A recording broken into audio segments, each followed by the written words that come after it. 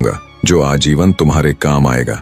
दूत की बात सुन विक्रमादित्य हंसता हुआ बोला, तू मुझे वर देगा। तब दूत बोला, मेरी बात कान खोलकर सुनो विक्रमादित्य। माना कि तुम सबसे श्रेष्ठ हो, माना कि सब राजा तुमसे डरते हैं, माना कि पूरे देश में तुम सा कोई दूसरा राजा नहीं, पर हे राजन, मैं तुम्हें ऐसे 4 वीर भेंट करूंगा जो तुम्हारी आज्ञा से कहीं भी आ जा सकते हैं। वो सूक्ष्म से सूक्ष्म और दीर्घ से दीर्घ हो सकते हैं। जब भी तुम्हें उनकी जरूरत हो बस एक आवाज देना, वो चारों हाजिर हो जाएंगे।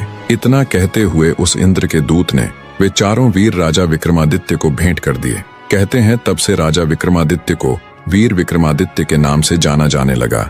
राजा वीर विक्रमादित्य के वापस आने से संपूर्ण उज्जैन नगरी ने खुश हो भगवान श्री राम के आगमन की ही तरह विक्रमादित्य का स्वागत भी घी के दिए जलाकर किया। पूरे राज्य में हर तरफ खुशियों का माहौल था। उज्जैन की प्रजा एक बार फिर से अपने चहीते राजा विक्रमादित्य को पाकर खुश थी।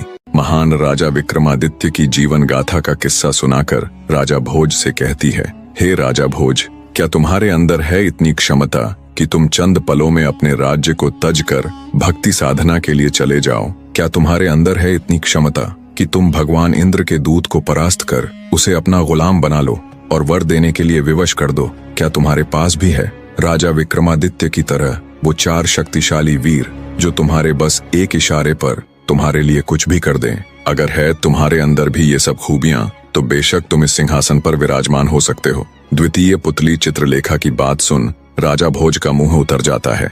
विक्रमादित्य के किस्से सुन राजा भोज को खुद पर बड़ी लज्जा महसूस हुई। उन्होंने अपने मन में विचार किया कि वो तो विक्रमादित्य के सामने सच में ही एक तुच्छ मनुष्य है। सच में कितने महान थे विक्रमादित्य, जिन्होंने एक साधु के कहने मात्र से अपना सिंहासन त्याग दिया और राजकाज छोड़कर वर्षों जंगलों में रहकर तप किया।